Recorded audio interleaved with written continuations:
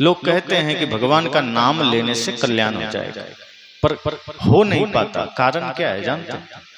मुख से तो हमने राम का नाम लिया, लेकिन मुख के द्वारा लिया गया राम नाम का लगाव मेरे कर्मों से नहीं बन पाता। मुख में राम और बगल में छुरी, जब ये घटना आ जाती है तो राम का नाम मुख में लिया और हाथ से कर रहे हैं रावण का काम, जीभ से कर रहे हैं रावण का काम, कर्मों में है रावण का काम। तो मुख से राम का नाम और कर्म में रावण का कर्म, तो मुक्ति नहीं मिलेगी, शांति नहीं मिलेगी, चाहे कितना कोशिश कर लीजिए। और फिर वो आदमी कहता है बड़े दिन से प्रार्थना कर रहे हैं, मुक्ति कहाँ मिल रही है, शांति कहाँ मिल रही है। मंदिर तो हम भी जाते हैं, शांति नहीं मिली। प्रार्थना हम भी करते हैं, शांति नहीं मिली। तीर्थों में हम भी गए, शांति नहीं मिली। संतों के दर्शन किए, शांति नहीं मिली, क्योंकि आपकी कामना ही गलत है, आपकी यात्रा ही गलत है। आप भगवान के पास इसलिए नहीं गए कि आपका मन पवित्र हो जाए, आप गुरु के पास इसलिए नहीं गए कि आपका मन निर्मल हो जाए, आप इसलिए गए कि पाप तो ठीक है चलता रहे, बुराइयां जीवन में रहे, माता पिता के लिए जो जीवन में अनादर का भाव है वो रहे, भाई भाई से जो विवाद है वो रहे, मित्र से जो झगड़ा है वो रहे। बस गुरु आशीर्वाद दे दें कि तुमको पाप नहीं लगेगा, हम यही कामना से जाते हैं। और ये संभव नहीं है। सबसे पहली जरूरत है कि हमें अपने जीवन की बुराइयों को मिटाना होगा। और ये बात स्वयं राम भी कहते हैं। किसी ने राम जी से पूछा कि प्रभु, लोग कहते हैं कि आपका नाम जपने से आपको कोई पा सकता है, या आपके पीछे भागने से कोई आपको पा लेगा, तो क्या ये संभव है? राम जी ने कहा ये बिल्कुल संभव नहीं। कहा फिर आपको कोई कैसे पा सकता है? तब उन्होंने क्या कहा? निर्मल मन जन सो मोहि पावा, मोहि कपट छल छिद्र न भावा। उन्होंने कहा जिसका मन निर्मल है, जिसका मन पवित्र है, जो कपट से दूर है, छल से दूर है, वो मुझे पालेगा, वहीं पालेगा, वो घर में ही पालेगा। और जिसके मन में कपट है, छल है, वो अयोध्या में आके बैठा रहेगा, नहीं पाएगा।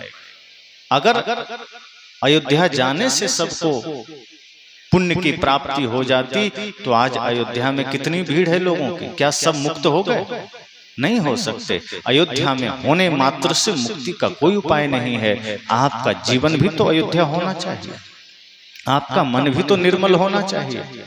संत ने कहा कि हम जीवन भर बेहोशी में जीते हैं, और उस घड़ी हमें जीवन के सत्य का पता चलता है जब हम कुछ करने लायक नहीं रह जाते, जब हम लाचार हो जाते हैं। जब तक जवानी है, ऊर्जा है, हमारे पास सामर्थ्य है, तब तक हम ना ध्यान के बारे में सोचते हैं, ना सत्संग के बारे में सोचते हैं। तब हमें सत्संग मिल भी जाए तो हम सोच देते हैं चलो 3 दिन का है, लास्ट में चलेंगे। 3 दिन का सत्संग की सूचना मिली। अधिकांश लोगों के मन में होता है कि 3 दिन है, पहला दिन क्या जाना, दूसरा या तीसरा दिन चला जाएगा। लेकिन आप सोचिए कि कहीं कोई वस्तुएं बांटने की सूचना मिल जाए कि आज सरकार के तरफ से यहाँ स्टॉल लगाया गया है और आज चावल फ्री मिलेगा। आदमी सोचता है कल को क्या ठिकाना खत्म हो जाएगा, आज ही चलते हैं। कितनी भी समस्या हो, हम झोला उठाए आज ही खड़े हो, आज ही ले लेना है, कहीं पता चल जाए कुछ मुफ्त में मिल रही है। एक जगह मैं था प्रयागराज में, मेला में मैं देखा कि कहीं कहीं स्टॉल लगे थे, यहाँ फ्री इलाज होता है। तो देखो कि लाइनें लगी है फ्री इलाज। तो कई लोगों से मैंने पूछा आपको क्या समस्या का? कुछ नहीं है, फ्री है, तो एक बार चेकअप करवा लेते, क्या दिक्कत है? और अगर शुल्क लगे तो आदमी के पास टाइम नहीं है, बीमार भी है तो देखेंगे, कल चले जाएंगे, लेकिन निःशुल्क है तो कुछ नहीं है, फिर भी खड़े हो। बाहर हमें लाभ नजर आता है कि ये वस्तु मुझे मिल जाएगी, कुछ प्रत्यक्ष हमें मिलेगा, लेकिन मन की शांति कहीं हमें मिलेगी ये हमें नजर नहीं आता, क्योंकि उसके प्रति हम जागरूक नहीं हैं। सत्संग में आपको बाहर की वस्तुएं तो नहीं मिलेगी, यहाँ आपको कोई सोना चांदी हीरे जवाहरात रुपए पैसे तो नहीं मिलेंगे, लेकिन वो धन आपको यहाँ मिलेगा जो शायद संसार में कहीं नहीं मिलेगा। बाहर जो आप धन पाएंगे वो धन तो क्षणिक है, वो धन आज है छूट जाएगा, और ये सत्य है। शरीर से जुड़े हुए जितने भी संबंध हैं, प्राणी हैं, पदार्थ हैं, धन हैं, वैभव हैं, वो शरीर के मिटते ही सब मिट जाते हैं। लेकिन सत्संग में जिस धन का पता हमें चलता है वो कभी नहीं मिटता। और वो क्या है? वो है भक्ति का धन, प्रेम का धन, सत्य का धन, धर्म का धन। वो हमें सत्संग में पता चलता है। और इसके लिए कहा गया कि ये अगर एक बार जीवन में आ जाए तो अजन्मा शाश्वत आप धनी हो जाते हैं। बाहर के धन से तो आप इसी जीवन में धनी हैं, मृत्यु सामने आ जाएगी वो धन भी छूट जाएगा। मान लीजिए आप सोचें कि ठीक हम खर्च नहीं करेंगे, जमा करके रखेंगे, और मृत्यु सामने आ जाए तो क्या करेंगे? लेकर जा सके? नहीं लेके जा सकते। धन का मतलब है धर्म में प्रयोग करिए, सदुपयोग करिए, अपने लिए, समाज के लिए, राष्ट्र के लिए, प्राणी मात्र के लिए। धन की गति यही है कि आप उसका सदुपयोग करिए, नहीं करेंगे तो ऐसे भी नाश हो जाएगा। शरीर में बल है तो एक ही काम करिए कि जो शरीर की शक्ति है उसे सेवा में लगाइए, दूसरों के समस्याओं को सुलझाने में लगाइए। हम लोग हनुमान जी का नाम सुनते हैं, वो अपने बल का प्रयोग सदैव संपूर्ण रूप से लोगों की सेवा में करते रहे। हम क्या कहते हैं? अतुलित बल धामा। उनका बल इतना है कि जो तुलना में ना आ सके, किसी की तुलना में। और वो विनम्रता के शिखर पर है, भक्ति की पराकाष्ठा पर है और सेवा में लगे। कुंभकर्ण के पास भी बल था, कहाँ लगाता था? लोगों को पीड़ा देने, लोगों को परेशान करने। रावण के पास भी बल है, वैभव है, वो प्रयोग कहाँ कर रहा है? लोगों को परेशान करने। लेकिन हनुमान जी प्रयोग कर रहे हैं लोगों के कल्याण के लिए। तो एक की पूजा हो गई और एक गाली खा रहा है। राम जी अपने वैभव, अपनी शक्ति, अपने सामर्थ्य का प्रयोग कर दिए प्राणी मात्र की सेवा के लिए, जगत कल्याण के लिए, तो राम जी की पूजा हो गई। रावण अपनी शक्ति, अपने बल, अपने वैभव का प्रयोग कर दिया दूसरे को परेशान करने में, तो आज भी गाली खा रहा है। दशहरा अभी आने वाला है, आप उसमें आग लगा के जलाएंगे। एक बार राम जी उसको जला चुके हैं, फिर भी न जाने कितने वर्षों से वो जल रहा है। एक गलती एक बार किया, हर वर्ष आप जलाते हैं, हर घर में लोग जलाते हैं। लेकिन आप अपने भीतर के उस रावण प्रवृत्ति को नहीं जला पाते। अपने भीतर, अपने हृदय में जो आसुरी प्रवृत्ति है, आप उसे नहीं जला पाते। आखिर सोचिए, अगर आप भाई से विरोध कर रहे हैं तो क्या आपके भीतर वही रावण तो बैठा है? अगर आपके हृदय में राम बैठे होते तो भाई से आप प्रेम करते, विरोध नहीं करते। अगर आप माता पिता का अनादर कर रहे हैं, अगर अपने पुत्रों के होते हुए किसी बूढ़ी माँ के आंख में आंसू आ गए, तो समझ लीजिए आपके भीतर रावण ने डेरा डाल दिया है। वो भी माता पिता का अनादर करता था, वो भी माँ बाप का आज्ञा नहीं माना, सदैव रुलाया। अगर आपके वजह से आपके पत्नी की आंखों में आंसू आ गए, तो समझ जाना कि आपके हृदय में राम जी विदा ले लिए और रावण आकर के बैठ गया है। भले ही आप राम जी के मंदिर में घंटों बैठ कर आइए, पर आपके हृदय रूपी मंदिर में तो रावण बैठ चुका है। अगर उसका दहन आपने नहीं किया तो आपका जीवन तो नारकीय होने ही वाला। अगर मित्र के साथ आपकी कटुता है तो समझ लीजिए आपके भीतर आसुरी प्रवृत्ति ने डेरा डाल दिया।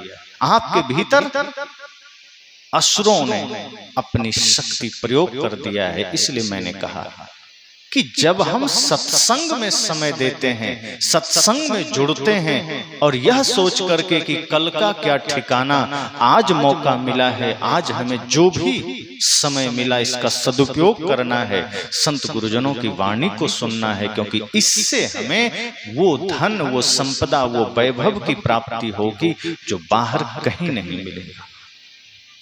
हम एक बार सत्संग में जुड़ करके देखें अपने जीवन को, अपने मन को। हम दूसरे को देखते, इतनी बेहोशी में हम जीते हैं कि अपनी भूलें हमें नजर नहीं आती, अपनी त्रुटियां नजर नहीं आती, और तमाम तरह के प्रपंचों में हम जीते चले जाते हैं।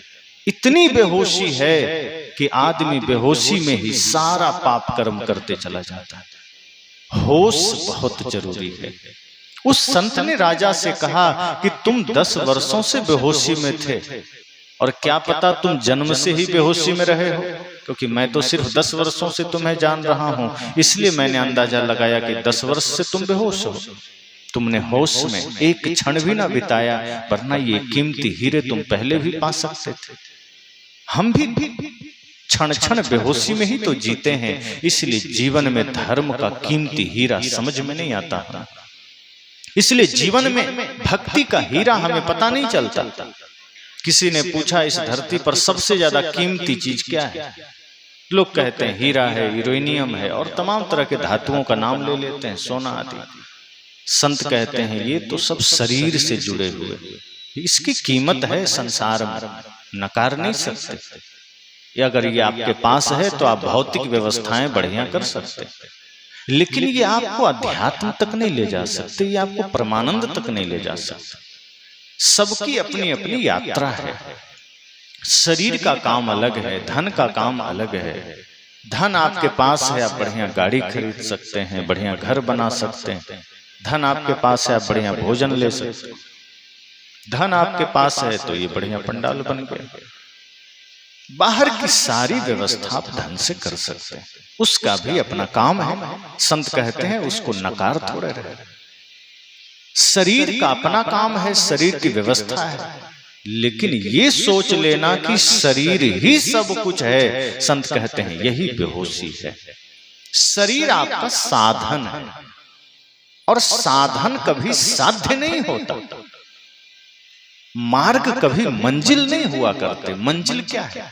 मंजिल है परमानंद, परम शांति, मोक्ष। और हम वहीं जा सकें, वहीं पहुंच सकें, ऐसी साधना शरीर से करनी। गाड़ी आप रखते हैं तो गाड़ी का काम क्या है? कोई आदमी गाड़ी रखे और सुबह उठे बढ़िया कपड़ा से पोंछ दे, तेल पानी सब चेक कर ले, और कहीं जाना हो तो गाड़ी ढक के पैदल निकल जाए तो लोग कहेगा कैसा आदमी है, गाड़ी रखा है पैदल चल रहा है। रोज आप गाड़ी पोंछते हैं, गाड़ी ढक के रख देते हैं, पैदल निकल लेते हैं, तो लोग कहेंगे कि ये तो गलत बात है, या मजाक उड़ाएंगे आपका कि आदमी कैसा है, गाड़ी लिया कभी चढ़ता नहीं। गाड़ी का मतलब ही है कि आप उसकी सुरक्षा तो करिए, लेकिन वो आपके मार्ग को सुगम बनाने के लिए है, वो आपकी यात्रा के लिए। ये शरीर को भी आप भोजन दीजिए, कपड़ा दीजिए, लेकिन ये समझिए कि ये भवसागर से पार करने वाला साधन मात्र है और कुछ नहीं। जैसे एक नदी को एक पार करने के लिए नाव या स्टीमर का सहारा लोग लेते हैं, इसी तरह से भव सागर, संसार रूपी सागर से पार करने के लिए ये शरीर हमें मिला है। इसलिए इसको कहा साधन धाम मोक्ष कर द्वारा। यह साधन है। अगर इस साधन का प्रयोग आपने सिर्फ साधनों में कर दिया, साधना में नहीं किया, तो समझना कि आपने इसे गंवा दिया, आपने इसे खो दिया। तो शरीर अगर है तो सबसे पहले तो हमें होश में जीना, और जब होश में जिएंगे तो प्रार्थना, पूजा, ध्यान ये सिर्फ पाप काटने के लिए नहीं होगा कि चलो कोई भूल हो गई तो एक 5 मिनट भगवान का नाम ले ले। अगर कोई भूल हुई तो आप सबसे पहले सोचेंगे, संकल्प लेंगे कि जीवन में कभी दोबारा ये भूल नहीं करेंगे। अगर आपने यह संकल्प लिया तो शायद नाम लेने की जरूरत भी ना पड़े और आपका जीवन धीरे धीरे पुण्य में परिवर्तित हो जाएगा। कोई भी व्यक्ति अपने भाई से झगड़ा किया, आज समाज में अक्सर लोग बंटवारा तो करते ही हैं, बहुत कम ऐसे घर होंगे जहां भाई भाई में बंटवारा ना होता। बचपन में एक साथ खेलने वाले भाई, एक साथ पढ़ने वाले भाई, एक ही थाली में भोजन करने वाले भाई, एक ही बिस्तर पर सोने वाले भाई, जैसे ही विवाह होता है दोनों एक दूसरे का जानी दुश्मन बन जाते हैं। और किसके लिए? थोड़ी सी जमीन के लिए, थोड़ा सा धन के लिए। हालांकि दोनों राम के मंदिर जाते हैं, राम की पूजा करते हैं। वो भूल जाते हैं कि राम जी अपने भाइयों से कितना प्रेम करते थे। अयोध्या जैसी गद्दी भी उन्हें भाइयों से अलग न कर सकी। राम जी ने कहा मुझे गद्दी नहीं चाहिए, और भरत जी उनसे भी आगे निकले, कहे तो हमें कौन सा चाहिए, हमें तो प्रभु राम चाहिए, हमें भी नहीं चाहिए। और अगर राम जी नहीं लेंगे इस गद्दी को, राम जी नहीं बैठेंगे, तो भले ही खुद राम जी की आज्ञा क्यों ना हो, लेकिन ये भरत भी उस गद्दी पर नहीं बैठेगा।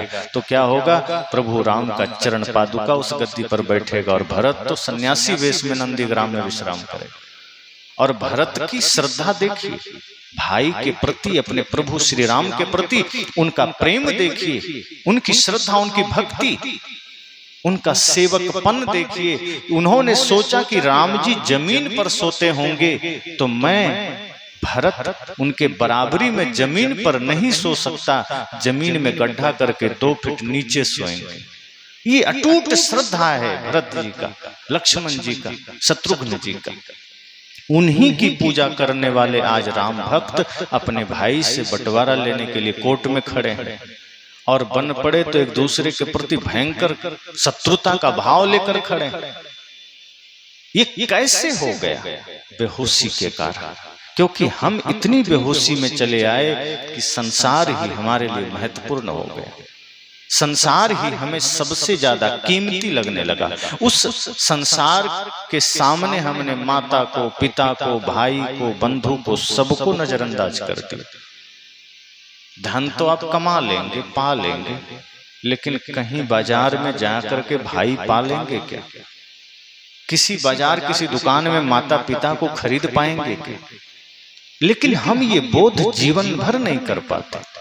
बहुत कम ऐसे पुत्र होंगे जो आज श्रवण कुमार की भांति माता पिता की सेवा करते होंगे।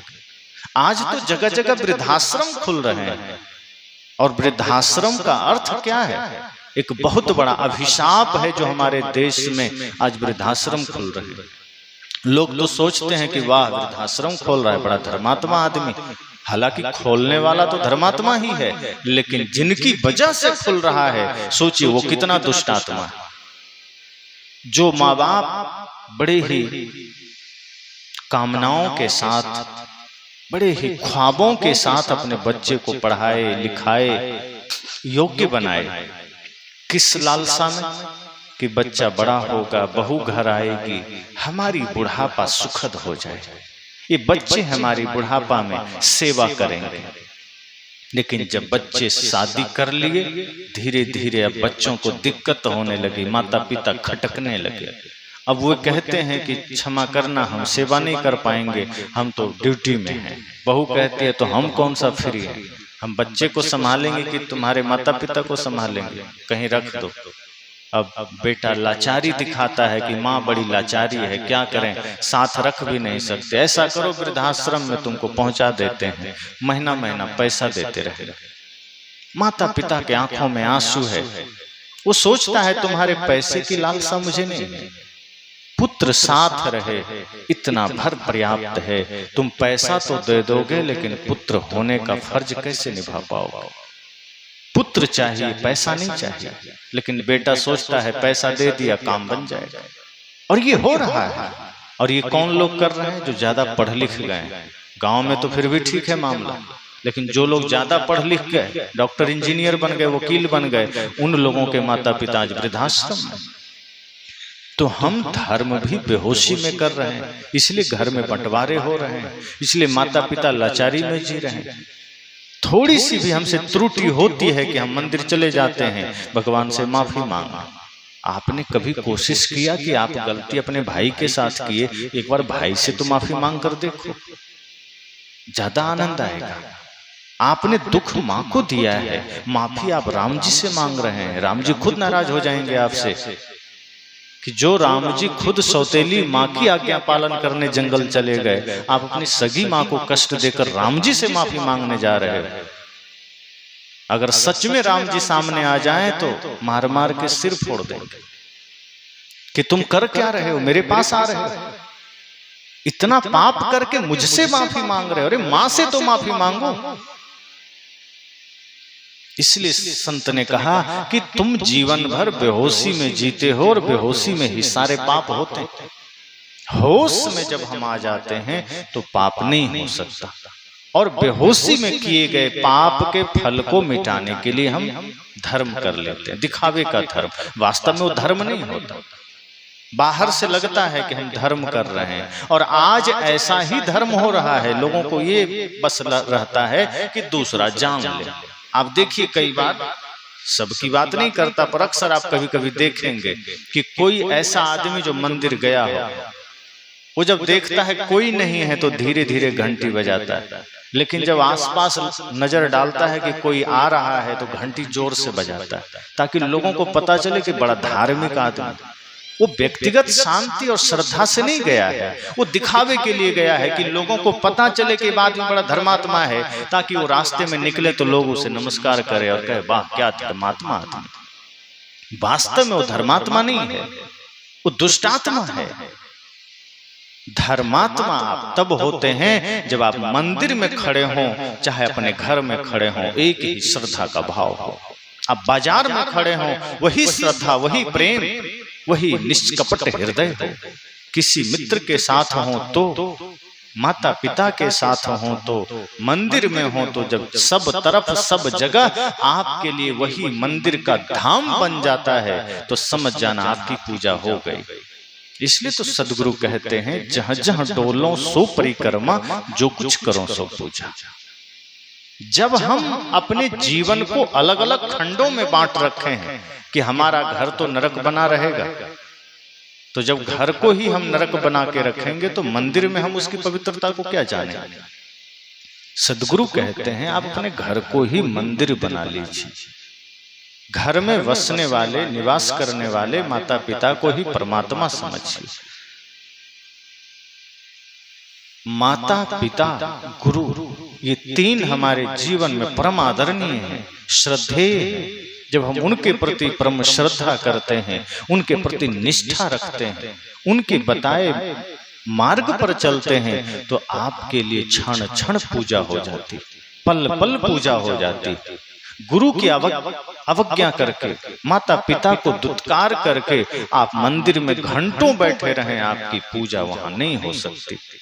इसलिए संत ने कहा कि आप बेहोशी में जी रहे हैं, इसलिए जीवन के सत्य से अनजान हैं, इसलिए जीवन के रहस्यों से अनजान हैं, और इसी कारण से आपको अलग से तमाम पाखंड करने पड़ते हैं। सदगुरु ने पूजा को पाखंड क्यों कहा? इसलिए कहा कि तुम मंदिर गए, वहां जल चढ़ा दिए, और रास्ते में कोई प्यासा मिल गया तो दुत्कार दिए कि चल निकल, और लोग हैं, औरों के पास जाओ। मंदिर गए, वहां प्रार्थना गाए, और बाहर आए लोगों को गालियां दे दिए। साहब कहते हैं, फिर तुम पाखंड कर रहे हो, पूजा नहीं कर रहे। पूजा का मतलब है कि मन वचन कर्म से तुम पवित्र हो जाओ, फिर तुम मंदिर में खड़े रहो, चाहे चौराहे पर खड़े रहो, तुम्हारे मुख से प्रार्थना ही निकलेगी। प्रार्थना का मतलब प्रिय वचन, जो परमात्मा को प्रिय, और सब घट में परमात्मा बैठा है। तो मंदिर में परमात्मा के सामने तुमने प्रार्थना गाया, और साधारण लोगों के बीच गए तो उनमें तुमने परमात्मा को नहीं देखा, वहां तुमने गालियां दे दी। इसका मतलब है कि आपकी प्रार्थना अधूरी है। अगर सच में प्रार्थना करनी है तो मुख से कभी भी कटु शब्द ना निकले, मुख से कभी भी गालियां ना निकले। जिस मुख से आप राम का नाम ले रहे हैं, सोचिए उसी मुख से आप गालियां कैसे निकालते हो। वही मुख है, उसी से प्रार्थना, उसी से गाली, उसी से राम का नाम, उसी से पाप का काम। जिन हाथों से आप पूजा कर रहे हैं, उसी हाथों से आप किसी के साथ दुर्व्यवहार कैसे करते हैं। इसलिए संत कहते हैं, सजग हो जाइए, होश में आ जाइए, जीवन के कृत्यों के प्रति सजग हो जाइए। बेहोशी में जिएंगे, कदम कदम पर पाप होंगे, कदम कदम पर भूलें होंगी, और आज इन भूलों को मिटाने के लिए आदमी नशा का सहारा ले रहा है। धर्म की शरण में आकर के हम जागृत नहीं बन पा रहे, हम बेहोशी में जिए चले जा रहे हैं, और जब बेहोशी में जीते हैं तो तमाम पाप हम कर बैठते हैं। और जब भयंकर जीवन में पाप होता है तो उन पापों के दुखों को मिटाने के लिए, भूलने के लिए हम गुरु के पास नहीं जाते हैं, हम शराब ठेले पर चले जाते हैं, शराब की दुकान पर चले जाते हैं, पी करके पड़े रहते हैं। आदमी कहता है, अरे तो थोड़ा दुख और दर्द को भुलाने के लिए पी रहे हैं। नशा करने लग जाते हैं, दुर्व्यसन करने लग जाते हैं। संत कहते हैं अगर तुम जीवन के मर्म को समझ पाओ, अगर तुम जीवन की कीमत को समझ पाओ, तो तुम फिर बाहरी नशा में नहीं पड़ोगे, फिर तुम भक्ति की नशा में आ जाओगे। जो तुम वहां 4 घंटे मूर्छा में रह करके शांति पाते हो, यहाँ होश में रह करके शांति पाओगे, 24 घंटे पाओगे। नशा करके आप मूर्छा में चले जाते हैं, इसलिए वो 2-4 घंटे आप दुख से अनजान हो जाते हैं, और कुछ नहीं होता। दुख मिटा नहीं है। जैसे कहीं कचड़े की ढेरी हो और आप उस पर सफेद चादर ढक दीजिए तो दिखाई देना बंद हो जाएगा, पर कचड़ा मिटा थोड़े है। 2-4 घंटे में दुर्गंध तो आएगी ही, दुर्गंध को आप नहीं रोक सकते। हाँ, आपने दिखने से रोक दिया है कि वो दिखेगा नहीं। यही हम नशा में करते हैं। जीवन के जितनी भी भूलें हैं, उस वजह से जो पीड़ा प्रकट हो रही है, नशा करके हम उसमें पर्दा डाल दिए कि बस थोड़े देर के लिए मन से उसका कनेक्शन हट जाए और हम थोड़ा शांति महसूस करें। लेकिन वो भीतर भयंकर रूप से मौजूद है और धीरे धीरे वो दुर्गंध की तरह बाहर आएगा। वो समस्या मिटी नहीं। अगर कहीं कचरा है तो संत कहते हैं आप उसको हटा के फेंक दीजिए, पानी से धो दीजिए, वो सदा के लिए साफ हो गए। इसी तरह से जीवन में अगर कोई भीतर कचरा है, कोई दोष है, कोई विकार है, कोई भूल है, तो उसे आप टेम्परोरी व्यवस्था करके मत मिटाइए कि पर्दे टांग दिए, कि थोड़ा नशा कर लिए, कि थोड़ा मंदिर में जाके 2 घंटे मन बहला लिए, कि तीर्थों में चले गए। कहा नहीं, ध्यान के द्वारा, तप के द्वारा धीरे धीरे मन वचन कर्म को पवित्र बनाइए, शुद्ध बनाइए। जब आप शुद्ध बनाएंगे तो क्या होगा, फिर ये गुरु ज्ञान का, भक्ति का जो एक अद्भुत नशा है, जब वो जीवन में चढ़ गया तो आप जिएंगे होश। शराब का नशा आपको बेहोश कर देता है, गुरु ज्ञान का नशा आपको होश में ले आता है। दोनों में यही फर्क है। एक में सिर्फ दुख से कनेक्शन कट जाता है और एक ऐसा है जो परमानंद का स्रोत मिल जाता है। जब गुरु भक्ति में हम मन को लगाते हैं, गुरु ज्ञान में मन को लगाते हैं, तो ऐसी चेतना हमारी जगती है कि हम सदा सदा के लिए परमानंद में आ जाते हैं। लेकिन हम जीवन के रहस्य को समझें तब तो। कितने लोग हैं जो जीवन के रहस्य को समझते हैं? अधिकांश लोग ये समझते हैं कि जीवन मिला है, बचपना के बाद पढ़ते पढ़ते थोड़ी जवानी आएगी, शादी विवाह होगा, घर परिवार, बच्चे, बुढ़ापा, मृत्यु, इतना ही जीवन है। आप देखिए तो ऐसा काम और इतना काम किसी न किसी तरह से जानवर भी कर ले रहे हैं। भले वो पढ़ाई लिखाई नहीं करते, अपने से घर नहीं बनाते, बहुत से जानवर बना भी लेते हैं। बहुत से चिड़िया को आप देखिए, बया पक्षी आदि को, इंजीनियर फेल है उसके सामने, जिस तरह के घोंसले वो बनाते हैं। एक से एक कलाकारी जानवरों में भी है। चूहों को देखिए, जमीन के अंदर बिल खोद करके कितना बढ़िया घर बना लेता है। चींटियों को देखिए, तो किसी न किसी तरह हमसे बढ़िया काम जानवर कर लेते हैं जीने खाने का। लेकिन एक काम जो वो नहीं कर पाते हैं, ना कर पाएंगे कभी, वो है मुक्ति का काम, वो है भजन का, धर्म का, क्योंकि उसके लिए वो शरीर नहीं है।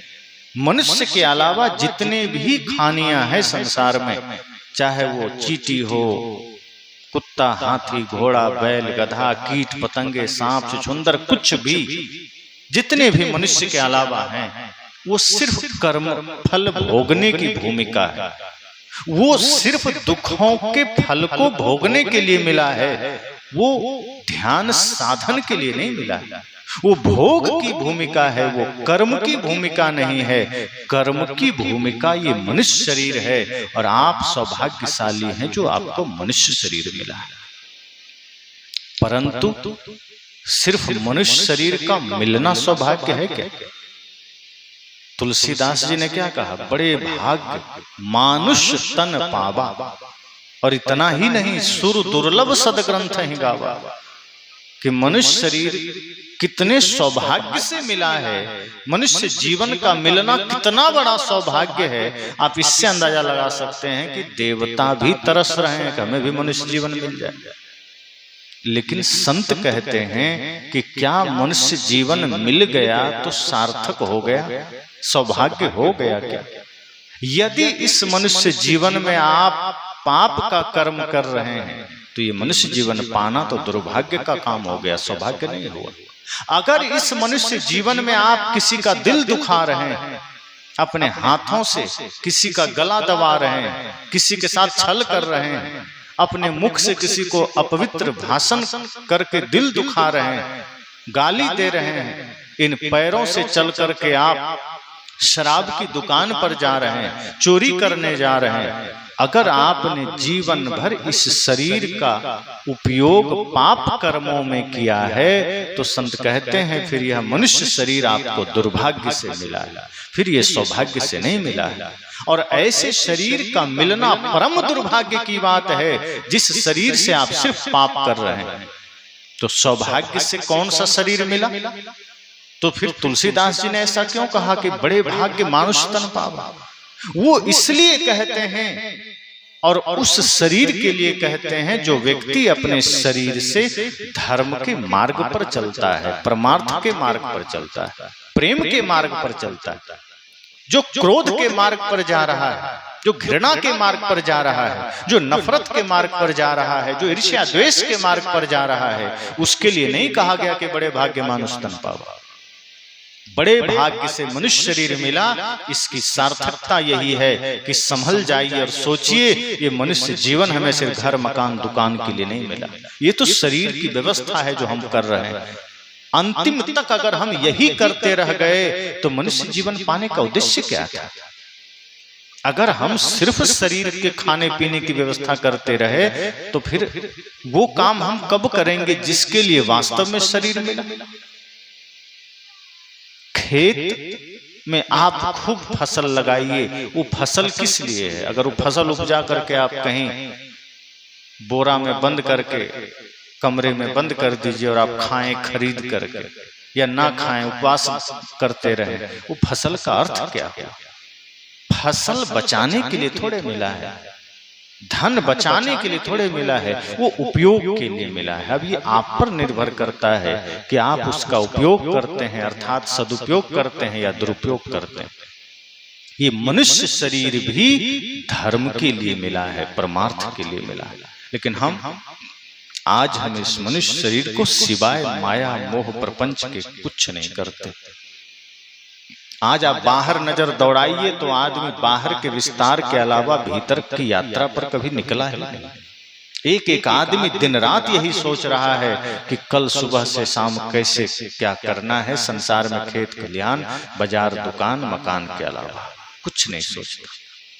बाहर कितना विस्तार हम कर लें, चाहे छोटा से छोटा आदमी हो धन के मामले में, चाहे भारत में अंबानी अडानी जैसा आदमी, कोशिश क्या है बाहर कितना विस्तार हम कर ले, लेकिन वो विस्तार किस लिए? अगर आपने जीवन के अर्थ को न समझा, अगर आपने धर्म की यात्रा न शुरू की तो समझ जाना यहाँ भी आप खो देंगे और आगे भी आप खोएंगे। आगे नरक मिलेगा ये तय है। मनुष्य शरीर खो देंगे, क्या पता आगे सांप छुछुंदर कुत्ता बिल्ली क्या बनना पड़े, कौन जानता है। क्योंकि सौभाग्य तो था कि मनुष्य शरीर मिल गया कि धर्म का काम करेंगे, लेकिन अगर नहीं किए और चले गए सांप छुछुंदर कुत्ता में, तब क्या होगा? परवश हो जाएंगे, स्वाधीन नहीं रहेंगे, पराधीन हो जाएंगे। फिर भोजन के लिए तड़पना पड़ेगा, दौड़ना पड़ेगा, और सही शुद्ध भोजन मिल जाए क्या गारंटी? चींटी बन गए, कब किसके पैरों तले रौंदे जाए कौन जानता है। अगर फालतू कुत्ता कोई बन गया तो क्या होगा? आज देखिए, अगर कोई पालतू कुत्ता बन गया तब तो थोड़ा सा रहम है कि आपको थोड़ा चाय बिस्कुट मिल जाएगा, लोगों को गोद में उठा लेंगे लोग आप। लेकिन कहीं फालतू कुत्ता में चले गए तो डंडा लेके लोग खड़े मिलेंगे, कब कहाँ डंडा पड़े कोई नहीं जानता। और पालतू कुत्ता कोई पिछले जन्म में कर्म किया होगा जो वो इस जन्म में थोड़ा फल पा लिया। कुछ हो सकता है मनुष्य जीवन में रहते रहते वो इतना थोड़ा सा धर्म का काम कर लिया होगा कि पुनः मनुष्य नहीं बन गया, लेकिन वो कुत्ता बना, लेकिन पालतू बन गया। अब इस जन्म में थोड़ी सी सेवा उसको मिल गई। हमारे कर्म पर ही तय होता है कि आगे हम क्या बनेंगे।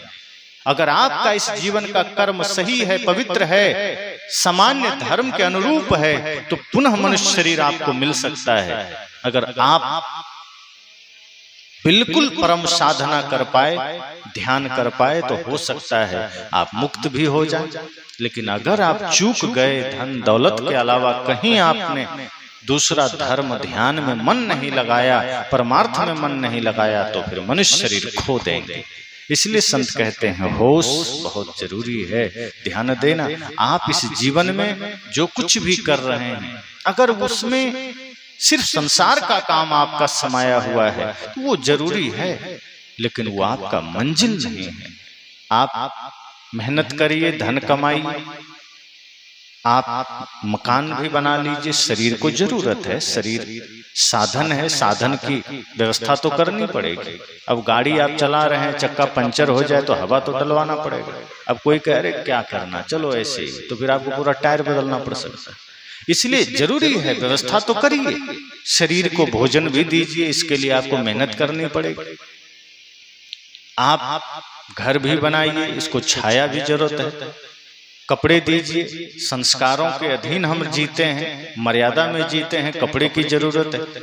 लेकिन इतना सब करने के बाद भी अगर इस शरीर को हम भक्ति में, सेवा में नहीं लगाए, तब समझना हमने सब कुछ गंवा दिया, तब सब खो दिया। तब क्या हुआ, जो हीरा जैसा मनुष्य जीवन मिला था हमने कौड़ी के दाम में बेच दिया। ये मनुष्य जीवन हीरा के समान है। ये मनुष्य जीवन में मिला हुआ समय हीरे से भी ज्यादा कीमती है। और यदि इसको हमने सेवा में लगाया, दूसरों की पीड़ा हरने में लगाया, प्राणी मात्र की सेवा में लगाया, संत गुरुजनों की सेवा में लगाया, राष्ट्र की सेवा में लगाया, और यूं कहें माता पिता के प्रति श्रद्धा से हमने अपने कर्तव्यों का पालन किया, तो समझ जाइए आपने शरीर का सदुपयोग किया और इस हीरे का सही मूल्यांकन किया। यह मनुष्य जीवन से कीमती हीरा क्या हो सकता है। अगर आप इसका सदुपयोग कर ले गए तो आप जीवन को कीमती बना लेंगे, और उसके लिए कोई समय और उम्र की आवश्यकता नहीं पड़ती। आप थोड़े से समय में भी जीवन को कीमती बना सकते हैं। अब देखिए, शहीद आजम भगत सिंह 23 वर्ष की अवस्था होते तक सभी भारतवासियों के हृदय में अमर हो गए, सबके दिलों में है। झांसी की रानी लक्ष्मीबाई का नाम आप सुने हैं, जानते हैं। भगत सिंह हैं, चंद्रशेखर आजाद हैं, खुदीराम बोस मात्र 18 वर्ष की आयु। ऐसे तमाम क्रांतिकारी, नेताजी सुभाष, क्या किया इन्होंने, अपना व्यक्तिगत स्वार्थ का त्याग कर दिया। उन्होंने यही संकल्प लिया कि मेरा जीवन, मेरी सांसें, मेरी आयु अब मेरे लिए नहीं, ये राष्ट्र के लिए है, ये देश के लिए है, देश की एकता अखंडता के लिए है, और स्वयं को बलिदान कर दिया। और परिणाम क्या हुआ, उनका शरीर तो मिट गया, लेकिन कम उम्र में उनके द्वारा किया गया महान बलिदान उनको अमर बना दिया। आज हर हिंदुस्तानी भारतवासी हृदय में उनको रखता। और कितने लोग हैं जो 100-100 वर्ष की आयु में कुछ नहीं किए अपने घर के अलावा, तो पड़ोसी भी नहीं जानता। क्या मतलब हुआ, जीवन मिला, सब कुछ मिला, समय मिला, लेकिन हम कुछ नहीं कर पाए, जीवन का कोई सदुपयोग नहीं कर पाए। इसलिए अपने जीवन में संकल्प लीजिए कि जीवन थोड़ा ही हो, लेकिन ये सत्संग से जुड़ करके हम उस थोड़े से जीवन में वो महान काम करेंगे जिसके वजह से हम भी, शरीर भले हमारा मिट जाए लेकिन हम अमर हो जाएं। क्योंकि शरीर तो प्रकृति का है, मिट्टी पानी आग हवा से बना है, ये सब एक दूसरे में मिल जाएंगे। साधन मिला कुछ दिनों के लिए, ये बिखर जाएंगे, लेकिन इस शरीर से जो आप पुण्य का काम कर जाएंगे, इस शरीर से जो आप धर्म का काम कर जाएंगे, वो कभी मिटेगा नहीं, वो काम आपको अमर बना देगा। इसलिए संकल्पित हो जाइए कि मनुष्य शरीर अकारण नहीं मिला है, साधारण नहीं है, असाधारण है, और ये किसी कारण से मिला है, कुछ अच्छा करने के लिए मिला है, धर्म के मार्ग पर चलने के लिए मिला है, माता पिता गुरु की सेवा के लिए मिला है, राष्ट्र की सेवा के लिए मिला है, प्राणी मात्र की सेवा के लिए मिला है। और यही हमारे महापुरुषों का कहना है। चाहे आप राम जी का जीवन देखिए, कृष्ण जी का जीवन देखिए, चाहे आप बुद्ध, महावीर, सुर, तुलसी, कबीर, मीरा का जीवन देखिए, सबने अपने जीवन को तपाया, स्वार्थ से ऊपर उठाया, परमार्थ में मन को लगाया, निजी हितों से आगे उन्होंने राष्ट्र को रखा, मानवता को रखा, प्राणी मात्र को रखा। और जब आप अपने से ऊपर राष्ट्र को रखते हैं, अपने से ऊपर मानवता को रखते हैं, फिर आपके जीवन में भी धीरे धीरे धीरे धीरे शांति घटित होती है और आपका भी जीवन अमर हो जाता है। इसलिए मैंने कहा होश। तो उस राजा को भी तब होश आया और संत ने कहा कि अब होश जग गया है तो ये मत सोचो कि पीछे हमने गंवा दिया, और ये भी मत सोचना कि आगे फिर कुछ अच्छा करेंगे। आगे आया नहीं है और पिछला हाथ से निकल गया है, अर्थात अतीत तुम्हारे हाथ से चला गया, पास्ट चला गया, अब उसे तुम पकड़ नहीं पाओगे।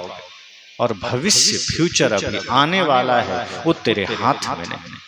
इसलिए भविष्य के बारे में सोच करके वर्तमान को मत खो देना, अतीत के बारे में सोच करके वर्तमान को मत खो देना। वर्तमान तुम्हारे हाथ में है और वर्तमान में अगर तुम जग गए हो, वर्तमान में तुम अगर होश में आ गए हो, बस वर्तमान में ही सेवा करते जाओ, वर्तमान में ही परमार्थ करते जाओ, वर्तमान में ही धर्म का काम करते जाओ।